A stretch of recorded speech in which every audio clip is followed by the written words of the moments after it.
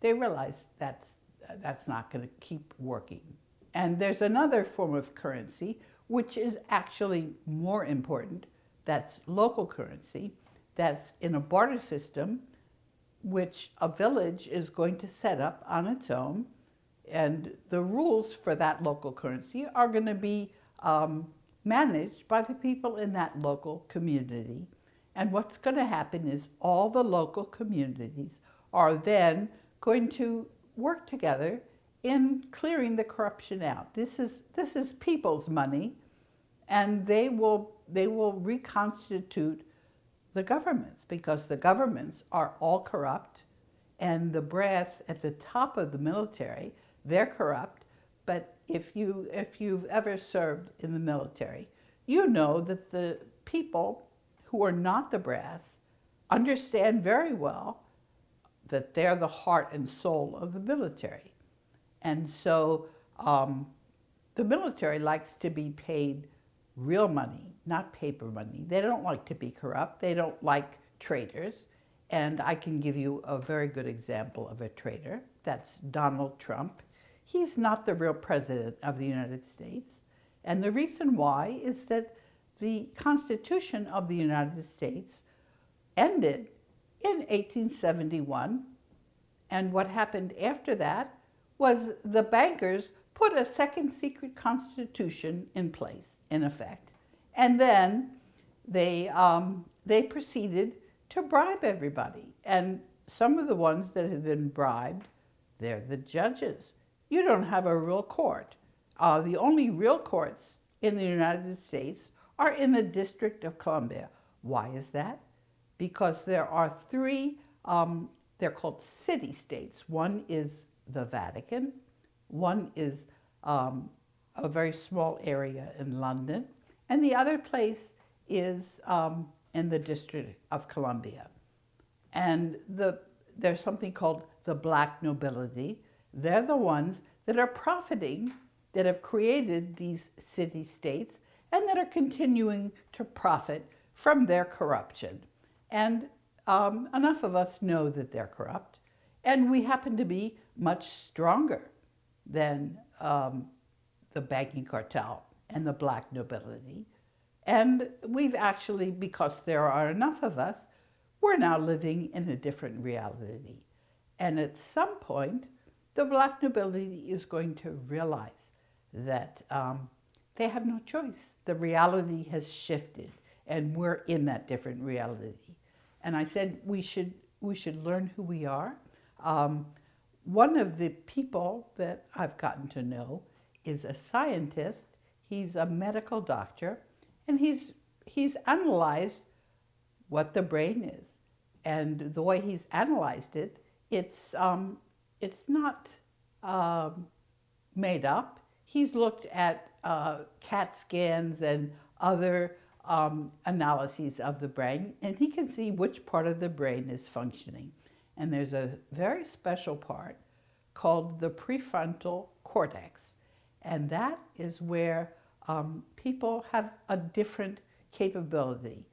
They have transcended themselves. They're one of the ways to know whether a person is using their prefrontal cortex is whether they're empathetic, whether they sympathize with others, whether they will put the welfare of other people on the same plane as themselves.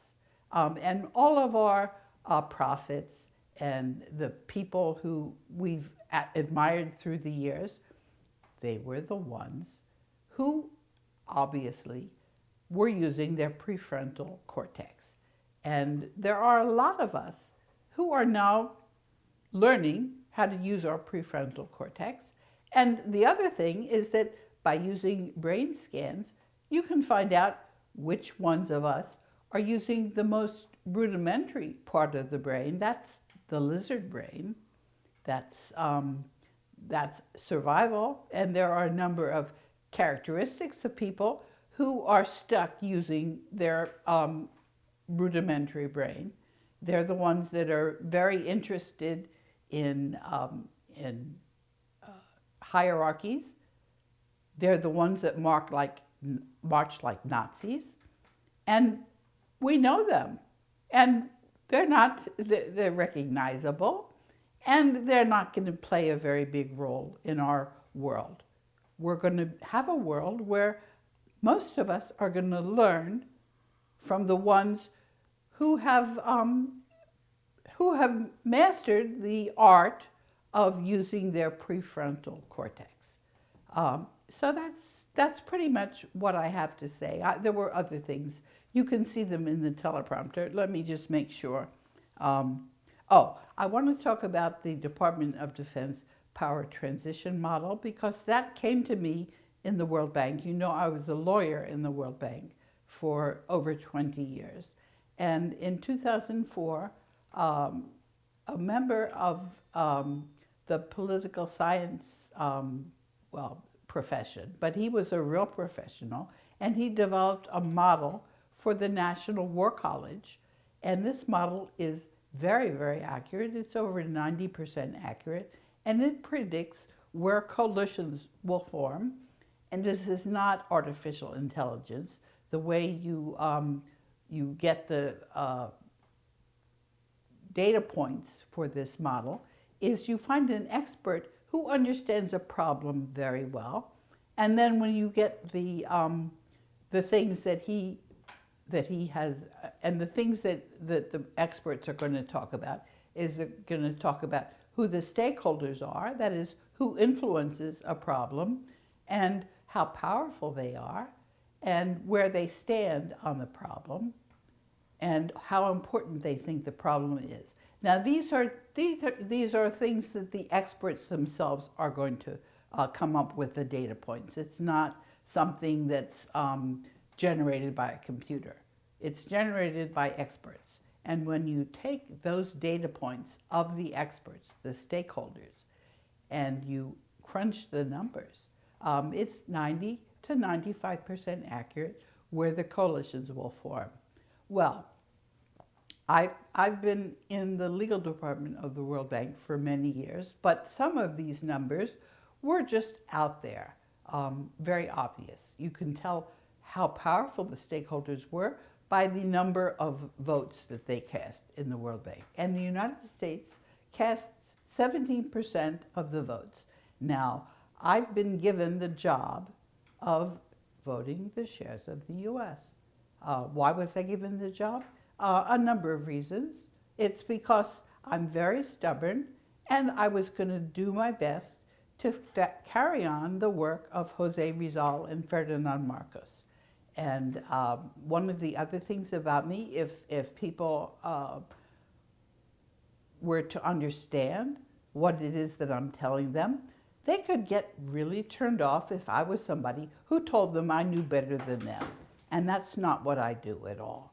What I do is I work together with other people, and I take their positions into account, and when I'm wrong, I admit it. So I'm not here to lord it over people. I'm here to work together with people and to carry out the things that, to carry out the way that we're going to transition to a kinder reality. Now, that's basically all I have to say. It's probably 10 minutes shorter than my usual videos, but I've managed to say it. And once again, I'm very grateful for your taking my my report, my update. And again, I'm working together with other people who are helping me. And if we get it wrong, don't worry.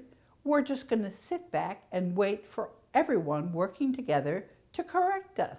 So we're not jumping the gun at all. We're just trying to find the best possible way of transitioning peacefully to a world where the wealth is shared. It's not controlled by the black nobility. And actually, what I call this segment, it's in transition to a kinder world. So once again, I'm going to bid you adieu, and I'm going to make other videos later. I'm not sure exactly when, but stay tuned. Thank you.